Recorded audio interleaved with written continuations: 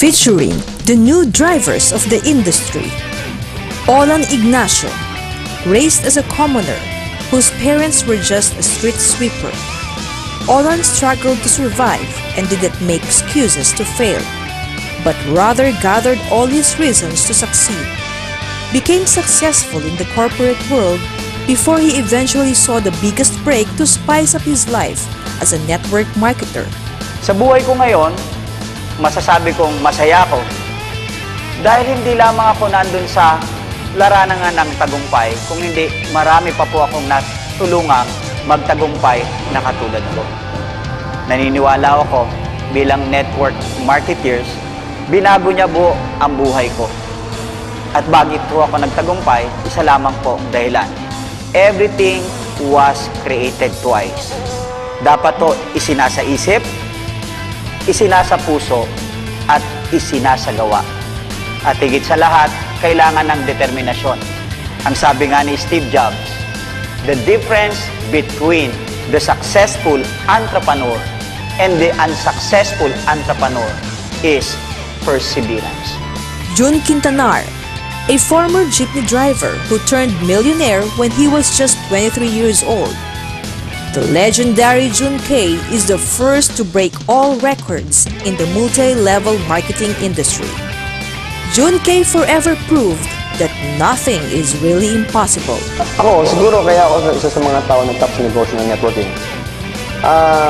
Una-una siguro yung gusto ko kakaiba.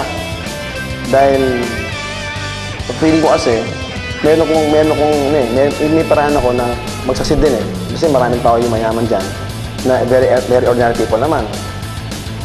Second siguro, yung dahil sa past ko, mula pagkabata, lumaki na kami sa hirap. Siyempre, gusto ko yung umaksesa sa buhay. Kaya nang makita ng ganito kasi opportunity, talagang hindi ko natulog talaga, hindi ko natinantangan talaga itong negosyo to. Talagang feeling ko, tatiyak ako buong buhay ko, magbarutok mo ng buhay ko lang. Mark Dapiton lived as a squatter when he was a boy. He was never an A student and eventually repeated high school a few times. But Mark became the most successful kid in the block when he joined the network marketing business. Today, he is still studying college even though he is already financially successful. And Mark's legacy lives on. Yung dahil ako napakalalim, simple lang. Gusto ko lang umasenso. Para sa pamilya ko, para sa akin na din. And, siyempre, kapag ginagawa natin to, nandiyan din talagang hirap. Mapapagod ka, mapupuyat ka, malipasan ng gutom. Sa every time lang na nararanasan ko yun, lagi ko lang iniisip na lahat ng panahon na hirap kami. Kaya ako, pag naisip ko yun, sumisipag ako. Kasi ayoko nang bumalik sa hirap. Yung negosyo kasi dapat gagawin natin. Wala dapat sa utak.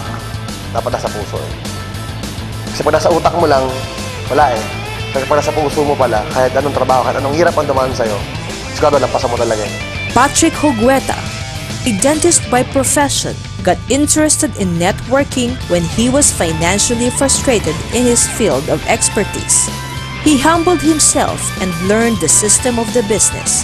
Eventually, his efforts paid off, and now he is the numero uno distributor of the company.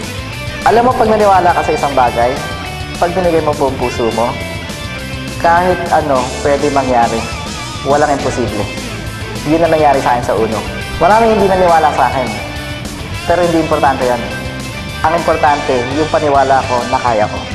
Witness the convergence of the top leaders in the network marketing industry as they once again journey the amazing race to success. Joined by the members of the Elite One team.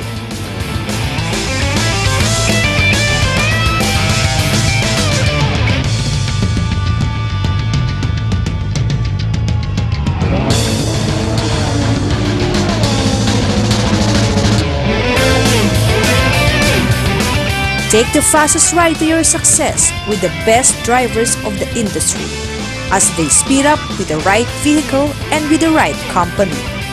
Uno.